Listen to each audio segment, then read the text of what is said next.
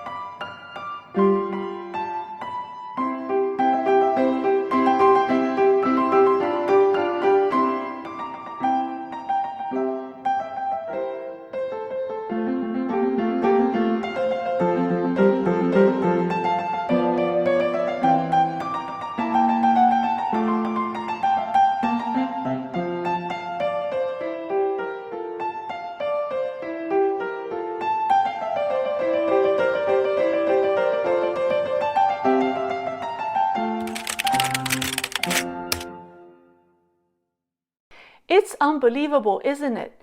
It's getting so ridiculous that China's communist leader Xi Jinping couldn't take it anymore. He was even embarrassed to describe the problem, so he issued an order that said, "Stop building those strange-looking structures." The Chinese government has tried to crack down on the counterfeit industry, but hasn't been successful. The more the government tries to knock them down, the more they show up. But why? Do Chinese just love knockoffs? Some people ask, why Chinese spend time making knockoffs instead of creating their own brands? That's actually a misconception. Chinese do not, in fact, love fakes or knockoffs. It's not a problem with the Chinese people or their behavior. Rather, it's a problem associated with the type of society China has. It has to do with socialist ideology, which believes in absolute equality. Socialism believes that everyone must be equal and everything must be shared. So the underlying socialist thinking is that what's mine is mine and what's yours is also mine. Well, I'm not saying that Chinese society encourages people to steal, but the absolute equality culture has changed people's thinking, so they believe it's acceptable to steal other people's idea and not respect intellectual property. The second reason is that China is an authoritarian society.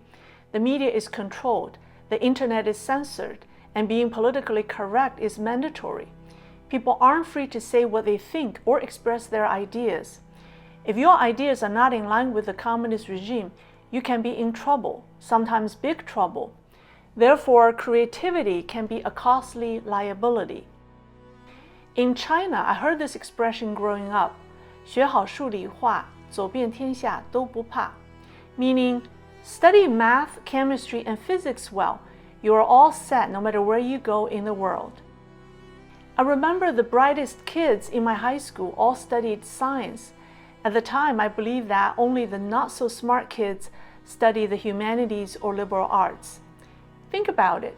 In a totalitarian society, being a scientist is much safer than being a philosopher, a sociologist, or a writer, whose ideas and thinking can get them into trouble. When people's independent thinking and ideas are suppressed, intellectual property has no value, and creativity is certainly a liability. But the Chinese are smart and creative people. So what do? Being a copycat becomes a safe escape. Taking something that already exists and twisting it to your liking becomes a creative outlet for many Chinese.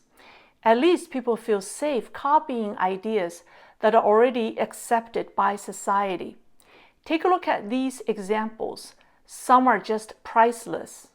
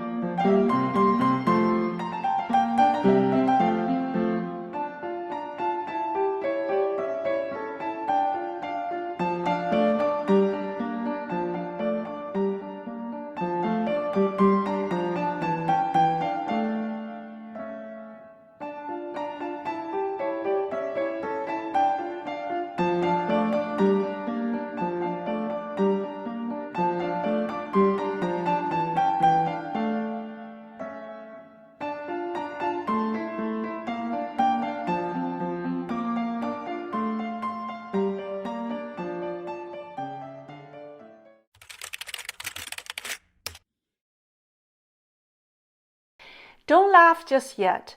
I must tell you that the Chinese have perfected the art of copying and have actually formulated business strategies around it to compete with the West.